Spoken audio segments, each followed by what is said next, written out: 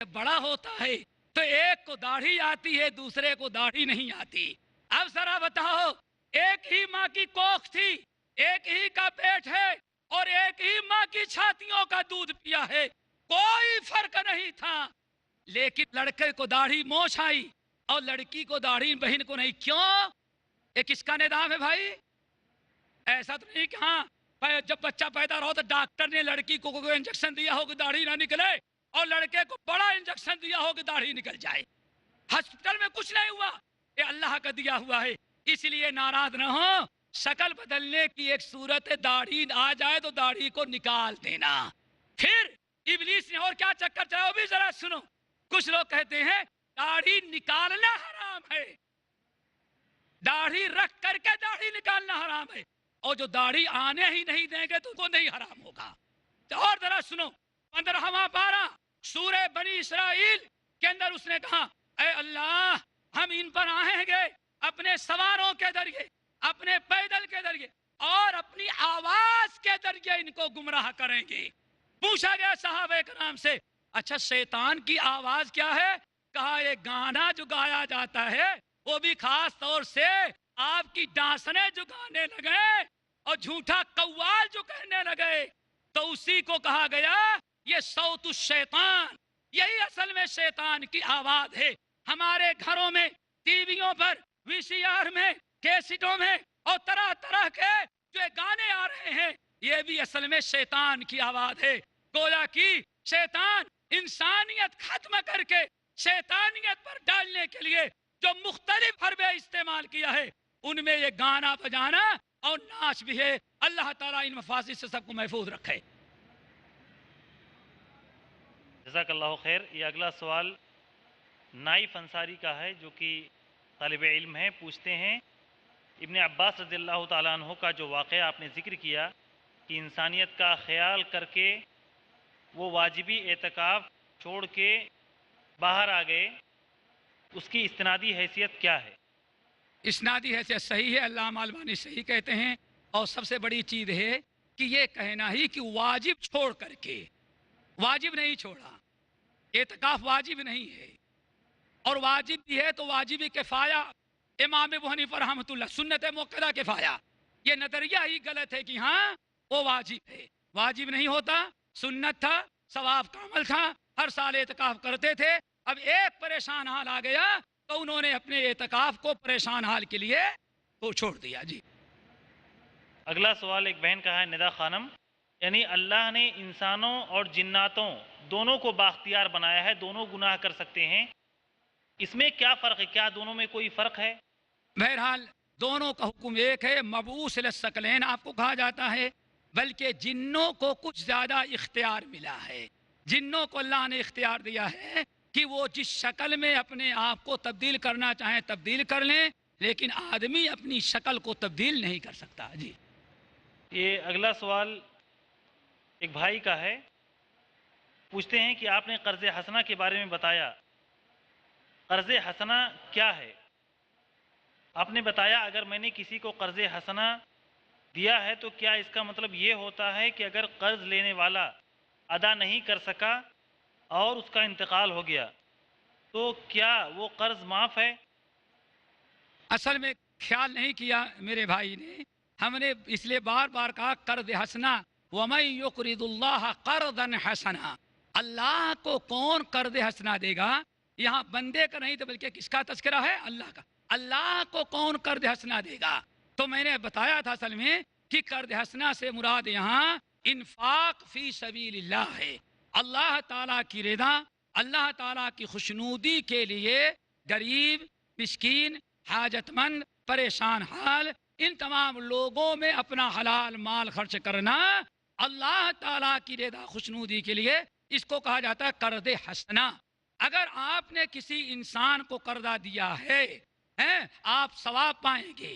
अगर उसका इंतकाल हो जाए, आपको लेने का हक है, और जब तक आपका कर्जा अदा नहीं करेगा, नबी अलैहि सलाम फरमाते हैं मरने वाले की रूह लटकी रहती है। शहीद भी है तो शहीद के सारे गुनाह तो माफ कर देता है अल्लाह, लेकिन कर्जा लेके मरा है तो उसकी रूह लटकी रहती है जब तक कि मुकम्मल कर्जा अदा ना कर दे। اس لیے قرضہ جو لے کر کے مر گیا ہے اس کے وارثین کو چاہیے کہ اعلان کرنے کی صاحب میرے والد کا یا میرے فلاں عزیز کا انتقال ہوا ہے، انہوں نے کسی سے قرضہ لیا ہو تو ہم سے لے کر کے جائیں۔ نمبر 2، اگر آپ نے کسی بھائی کو قرضہ دیا ہے اور آپ نے قرضے کو معاف کر دیا تو یہ آپ کے لیے بہت بڑا اجر و ثواب ہے۔ اللہ تعالیٰ سب کو یہ توفیق نصیب فرمائے۔ نبی علیہ السلام ارشاد فرماتے ہیں، بعض روایتوں میں آیا قیامت کے دن کہا جائے گا این العافون عن الناس، کہاں ہیں وہ لوگ جو میرے بندوں سے معاف کر دینے والے تھے؟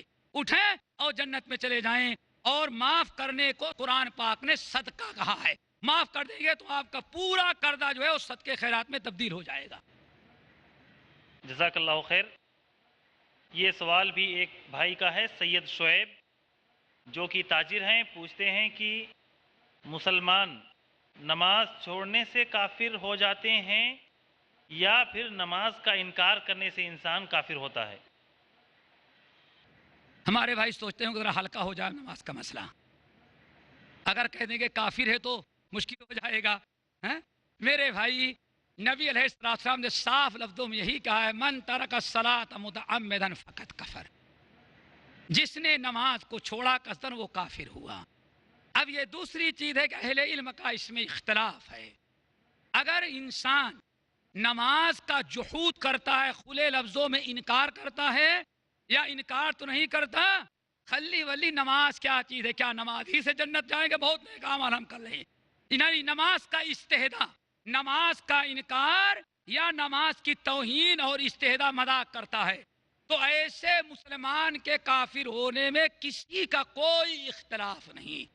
تمام امت مسلمہ کا اتفاق ہے کہ نماز کا انکار کرنے والا یا نماز کی توہین کرنے والا یا نماز کا مذاق اڑانے والا، بلکہ بہت سارے اہل علم تو یہ کہتے ہیں نمازی کو نماز کی بنا پر، نمازی کو نماز کی پڑھنے کی بنا پر اگر اس نمازی کا مذاق اڑائے گا تو یہ بھی کفر ہے۔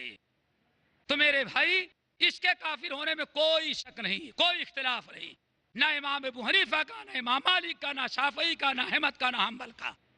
لیکن اگر انسان نماز کی فرضیت کا قائل ہے، لاپرواہی کرتا ہے، آپ اس کو نماز کی دعوت دیتے ہیں، شرمندہ ہو جاتا ہے، گردن جھکا لیتا ہے، ٹھیک ہے کہتا ہے، لیکن پھر بھی نہیں پڑھتا، آپ کے سامنے کھڑا ہوتا ہے، آپ ڈانٹ پھٹکار کرتے ہیں تو سر نیچا کر کے شرمندگی کا اظہار کرتا ہے، لیکن پابندی نہیں کر رہا ہے۔